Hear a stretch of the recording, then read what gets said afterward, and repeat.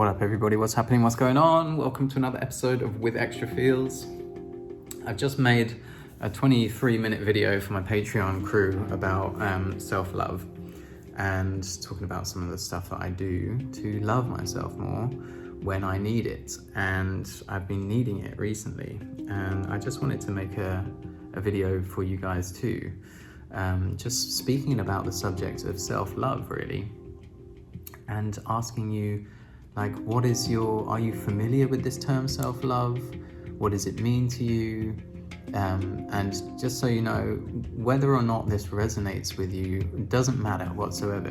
If this, take what resonates and leave what doesn't. Always, with all of my content, that's something I would really want to encourage, is like, you don't have to agree with everything I say. You don't have to understand everything I say in order to take something, that's useful to you.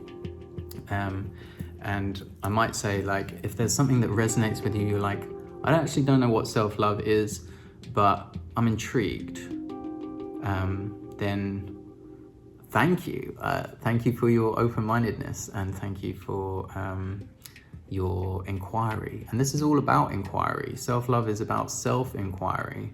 It's about checking in with yourself. Like, something really interesting I learned a couple of years ago, which really rocked my world, was like, the fact that you can only love someone else as much as you love yourself. So this is the whole thing of self-love, because you can only love someone else as much as you love yourself. You can only be intimate with someone else as much as you are intimate with yourself.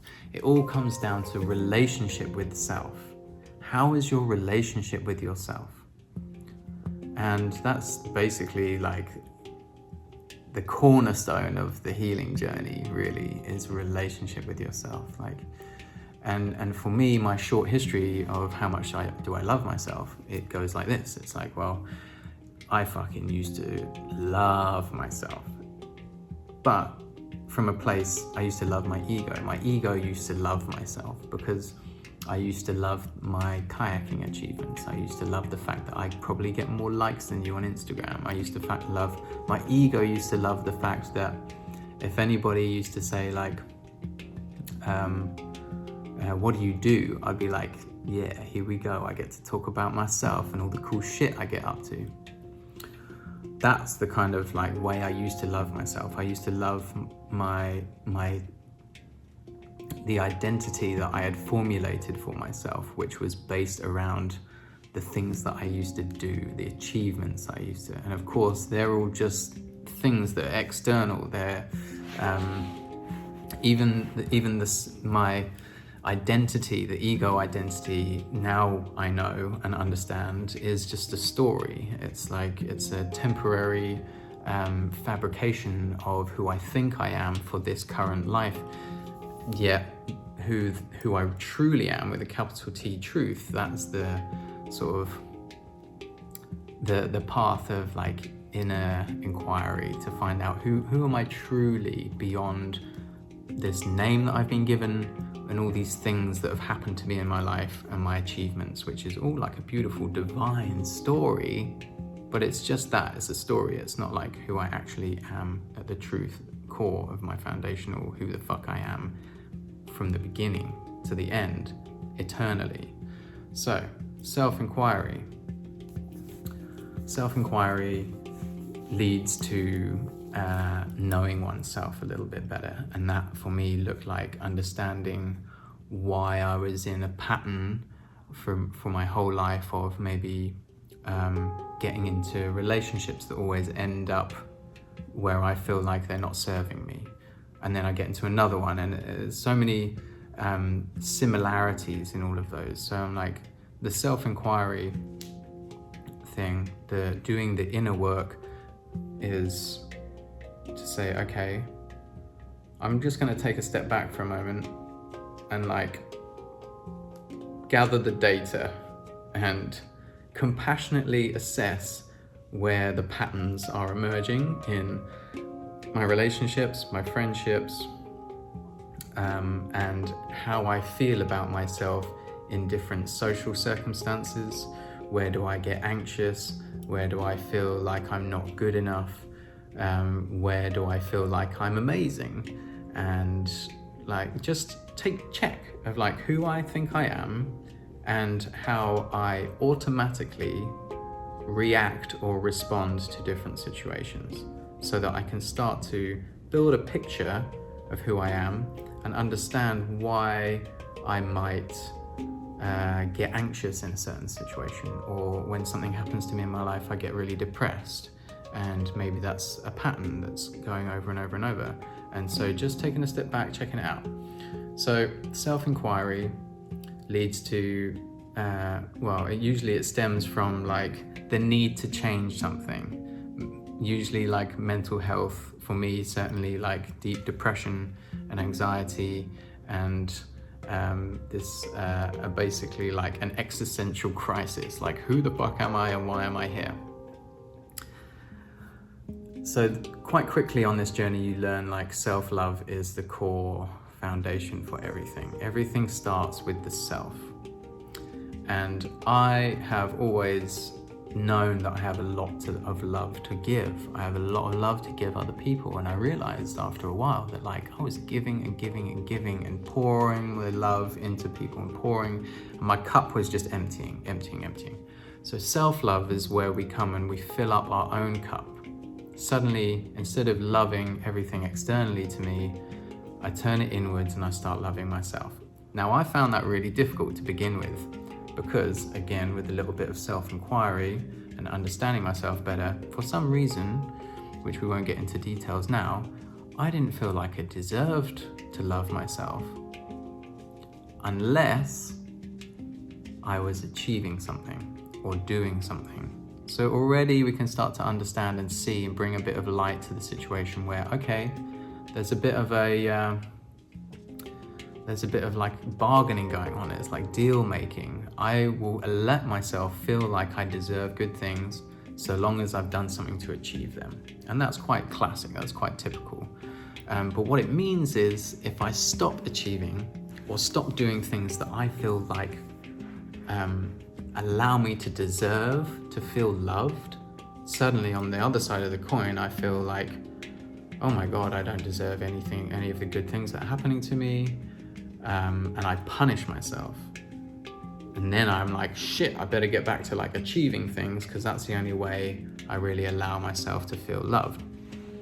It's just one of the many things I'm learning about myself that I want to change, because the cold and hard fact is that me and you and everybody on the planet, we all deserve to be here and we all deserve love. Full stop, without necessarily having to do something or reach some sort of terms and conditions in order to deserve or be worthy of being loved, which is not how the world works, is it? Like, if you are a high achiever or successful in other people's, whatever success means to society at any given time, then people will bow down to you and praise you and be like, you've done this thing, you deserve more love than that person because they've not done anything. But that's all just an illusion. And that like competitive, that's why people get so, that's why I certainly got so competitive often, was because like, fuck, I want to win these kayaking races, I want to get more likes, because then I'll deserve praise and love. And really all I wanted was to be validated in my existence, for people to be like, we love having you here on earth, thank you for being here because of all of these wonderful things that you do. And so then I was like, okay, I deserve to be here, I deserve to be here. But this is all going on subconsciously behind the scenes, which subconsciously is perpetuating and keeping me in the cycle of only feeling like I deserve love when I've achieved something. So, self-love. 10 minutes into this video. Self-love. Self-love is important, aside from the fact that how much we love ourselves determines how much we're capable of loving other people. So for me, I know I love other people. Like, I've got so much love to give. I'm not a nasty person generally, although there are like a few shadow aspects of myself that like can be quite mean. But generally, I'm such a fucking sensitive softie that if I hurt someone else's feelings, I fucking feel it just as much. So I don't go about hurting anybody's feelings. That's not my goal. I just want to love other people. And I'm like, fuck, how much I love other people is actually limited. Because until I start to actually really love myself, I can't love other people as much, you know? And so coming back to filling my own cup up before I offer love to others. Often I would just give. Maybe you can resonate with this. I would give and give and give and give until I had nothing left, because I thought that was what loving other people was like. And of course, when you're in that situation, sometimes it's particularly empathic people who are in that situation.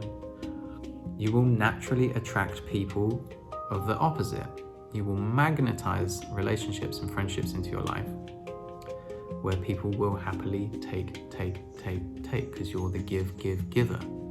So you think that loving people is, I'll speak for myself, I used to think that loving people was to give and give and give until I had nothing left. And so I'd naturally attract people who thought that a relationship or a friendship would look like that they just take. They need to find someone who will give until they're empty. So I filled that role and position until I crashed and burned over and over and over, and then finally learned my lesson that friendships and relationships are meant to be like, the love is meant to be reciprocated. So this is when, like, self-love for me is like being able to say no to people and having boundaries up. I will link in the description a video that I also did about boundaries if you want to go and check it out. It's something super powerful. It's a superpower self-love act, is to set some boundaries and actually stick to them. So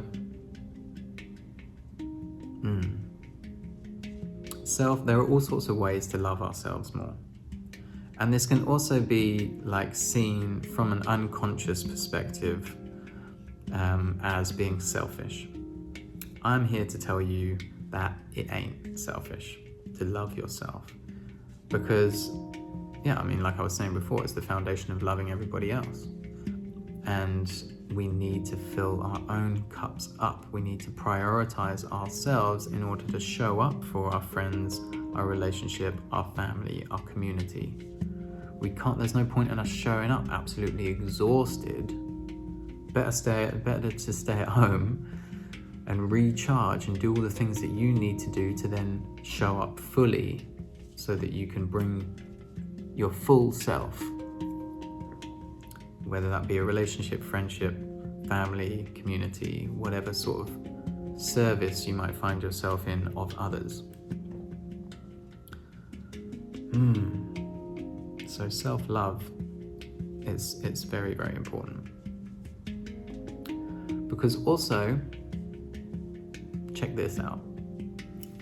The way you love yourself shows other people how to love you. So the way you treat yourself shows other people how to treat you. So if you don't love yourself, other people will, that's how much they'll come in at loving you, most of the time. It's like you're giving other people permission to treat you the same way you treat you. So if you talk badly about yourself, to yourself or to other people, they'll think that that's okay to do to you too. If you sit in a conversation and overhear someone else speaking badly about someone else and you don't say something, that person will assume subconsciously that they can also talk badly about you too. But if you actually step up and say, actually, I'm really uncomfortable with us having a conversation about this person when they're not even here, especially since it's in a negative way, then those people will most likely be like really triggered by it. Most likely. And then they'll probably not want to be friends with you because you've called them out on some bullshit. But you've then set the bar with yourself and with them as to what you tolerate in terms of how relationships and friendships work. I don't tolerate you talking about people in a negative way like that. And so you've set that bar. Now, if you speak badly about yourself or you put yourself down, I invite you firstly to check in with that. How can you speak to yourself with more love, with more compassion, with more empathy? You deserve to be loved, but it all starts with how you love yourself. And the more you love yourself and you put yourself first, the more work you do to learn all the ways that you can love yourself more, and the more you feel how good that fucking feels, the less likely you are to let friendships and relationships come into your life that are anything less than that. You set the bar for love with how you love yourself. So I'm here to tell you, you need to set that fucking bar up here. And it doesn't matter who you think you are or what you think you deserve, this, that, and the other, all the stories that we tell ourselves about, oh, I don't deserve this because of that. And, oh, I'm not worthy of love because this thing happened to me and then I reacted in this way. Or I'm such a bad person because I've done this in my past and that in my past. Forgive yourself. It will help you forgive others as well. Forgive yourself. Move on from those experiences. You are not what you've done, good or bad. You are not the achievements or the way that you've treated people in the past.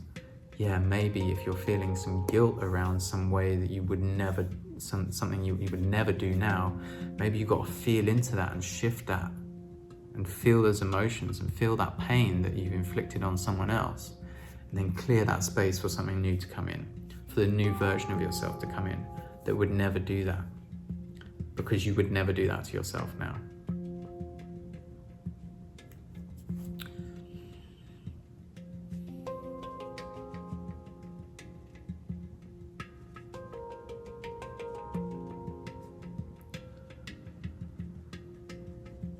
In this society now, in the world now, self-love, loving oneself, is an act of rebellion.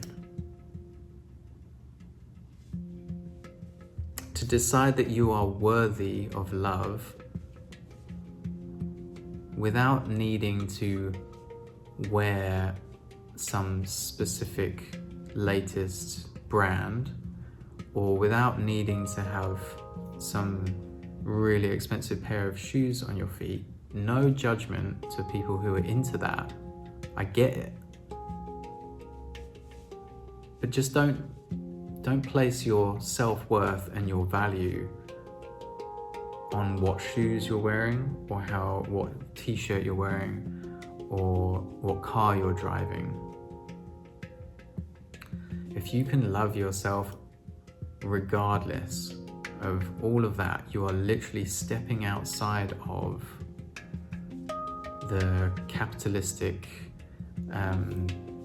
insecurity complex that is feeding off our insecurities of not feeling like we're enough until we buy these new shoes, until we wear this certain clothing, until we drive this car, until we look like we're successful to other people.